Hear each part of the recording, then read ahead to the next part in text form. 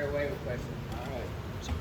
Still good morning, right? Yeah. Good morning. I think just like most first practices, great energy.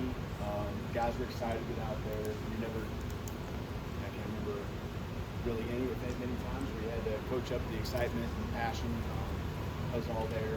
These guys have worked hard. We're excited about practice one. So, always going to be far from perfect, but each side had its moments and made plays, and that's what you want. I love being a head coach in those times, right? Because the assistants, they want every play to be perfect, and so they win half, they lose half the time. I get to win all the time. That's the team side that wins on that play. But no, it's good having that give and take, and I felt that's what we had. And welcome to the South, right? For me in particular, just practice and a little bit warmer than the rest of the summer. It hit us here with practice one. So guys grinded through it. I thought actually they kept getting stronger as the day went on, which is what you want to see, and they kept their spirits high for the very last run. You had a couple for a guy like Ryan Williams. What was the key for him during these preseason practices to develop so he can be ready to play at this level? Yeah, consistently just in this trajectory on up. I don't need him day one, and you want every play to be amazing and explosive, but you just want him lining up right, doing the fundamental things, making the easy plays, and then because of his ability, the big ones will come. So, when your route's on air, run a good route, catch the ball, accelerate out with football. You find those consistent fundamentals and stack days and those plays that we know will be capable of making. What did you touched on in his body? Sorry. What did Steve Kalen DeBoer in his body since he's gotten back, and also just how he's been welcomed back by guys like Elijah? I don't have a huge, understanding of what he was a year ago. I've been watching on film, but it feels like he's in really good shape and lean. When you ask people who would have an understanding, Coach Blue and so forth, be nothing but positive about the progress he's made. Strength and explosive numbers, I know are up. That's facts, that's real. And then also just the way the body looks. He's just so dense. He's got so much mass. He's going to dig deeper. So love his demeanor out there. It's good to have him back. Good to have him here. You touched on the conditioning factors. How do you think the staff has done with that now? It's 85 degrees at 10 a.m. Will you see you in a sweatsuit like Coach Ball? No, you won't see me like that. That's his thing. Just let him do that. I think the strength staff, Coach Ballou, that he's been doing this year now, he knows what it takes. What that looks like throughout the summer, even going back into winter. It's to me, it's getting football shape, and you try to replicate it as best you can. And I know he's all over it, but there's still something about putting pads on, having that helmet on. Some guys wear a mask, and just breathing through that, having a mouthpiece in, all that good stuff. So these guys had, they had a good day out there today. You have three new transfers and spring transfers from the secondary. What did you see from them? And what have you seen from them so far? Yeah, I always like to see the film before I make too many comments on missed assignments or anything like that. One or two plays I think might be, a little bit more that happened because of maybe those guys being in there and just not in sync completely, but that's expected. Practice one, new faces out there in the field, but I love their energy, I love their attitude, they give great effort. They've really meshed well with the whole team. I think there's a ton of respect by their teammates. That's what you want. A lot of that starts with just their character and the work ethic that follows along. They got ability, now it's just a matter of getting those reps so they can be confident in themselves and others can be confident in knowing and believing that they're going to be in the right spot. That's the direction I think they're headed. Just overall, a lot of fans, a lot of players are trying to learn your way.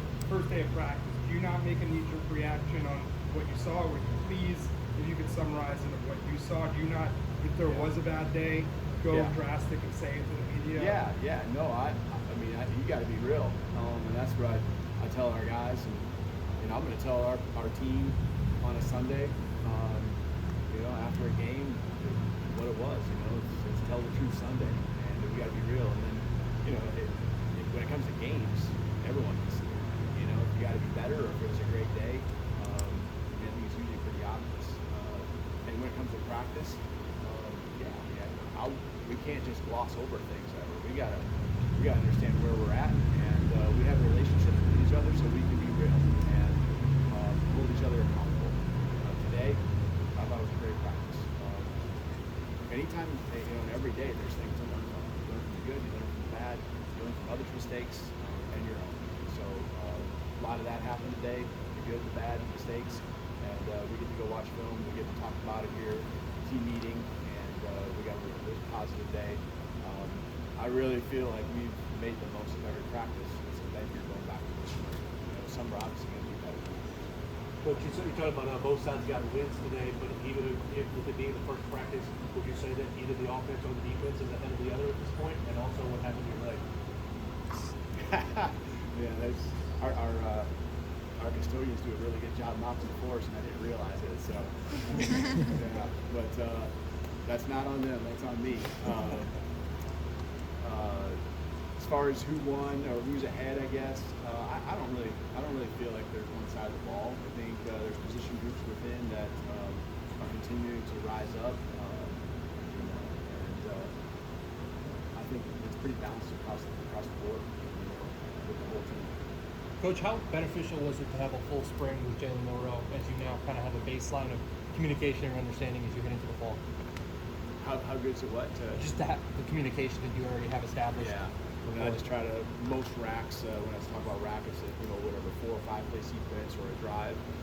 In practice, I just love following up with him, and he just takes all the coaching, and he knows when I coach him up, that's my job. We talk about teaching and critiquing and demanding excellence and the best, and he takes that every play, looking for it,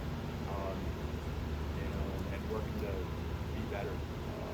I thought he had a really solid day all around, and I know he's far from reaching what he'll be come next week, much less the first game. Is there any difficulty so far getting guys used to morning practice versus being used to the afternoon? Yeah, I think certainly. I think that a few guys, even though we really pushed it hard, I think they underestimate just the fuel they got to get in their bodies, and so which leads to cramping and things like that. So they'll learn from it.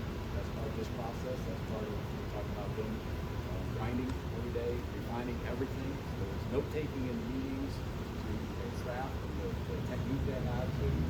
Man, I got to eat more. I got to get more sleep. I got to drink more. Hydrate and all that. So I think there's a couple guys, when you go really follow up on the cramping that would be underneath them. And so that will become a positive because throughout the week, we don't want that team fatigue that can happen. And by practicing and the schedule that we'll be on, I just feel like we got it down to where these guys will understand it and be able to adjust accordingly and take advantage of it, not fall fatigued to it. How many experiences did John Jones help that corner with some of the youth in his spot? Yeah, I mean, he takes his absolute heart to the ball. So we need him out there. There's a confidence about him just because of that. But we need in our program always, but also in that position room. And, all of those guys. The cool thing is, I think they all respect each other and just pushing each other, learning every single day. And coach knows what he wants to do. How important is fall camp going to be for the offensive line, meshing with Parker back, Dustin, and Caden back to the team? Yeah, it's huge.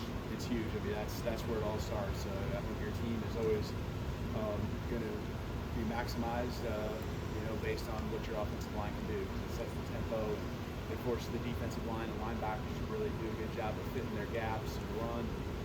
You can protect the quarterback to where he can go through his reads, and receivers, having time to go through their routes. Defensive backs now having to make plays because the protection's there. So these guys up front, really a couple of them haven't been there throughout the spring, but like you said, Parker now back in there, Caden here, Pritchett still, took a lot of reps, so He had a nice day.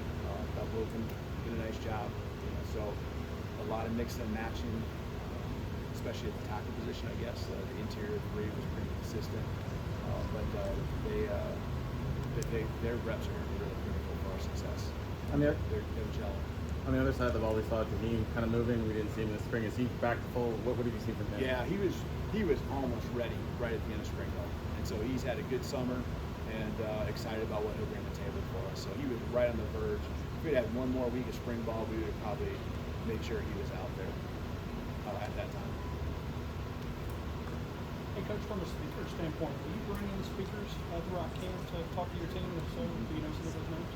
I do. The team doesn't know those names, so I can't. Sure. But we will certainly have some guys. I think first year especially, it's important to me to try to lay that culture, just make sure it's all right where we want it. So I eat up a lot of that time from different things that I've either done in the past or, again, just starting over from scratch with us all being new together. The one thing our guys are, they're still finishing summer school here these next couple of days.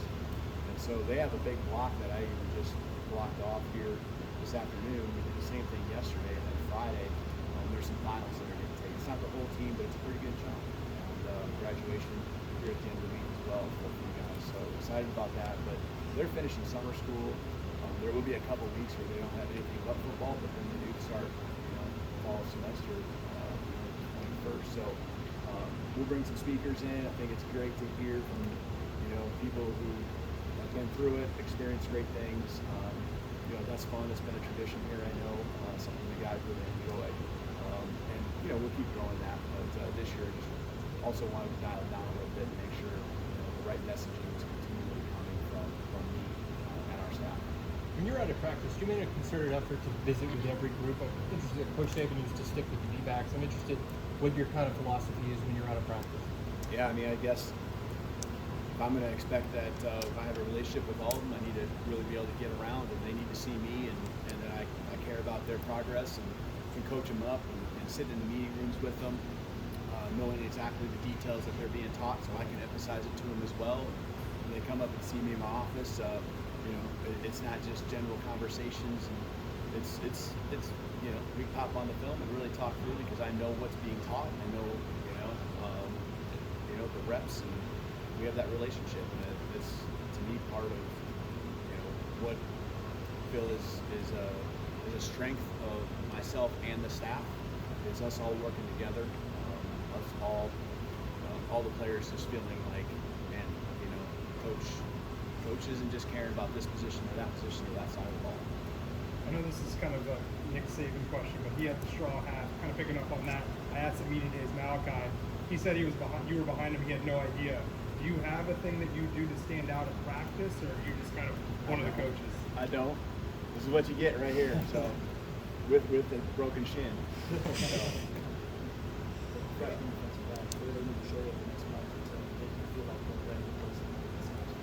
Yeah, they had a good spring.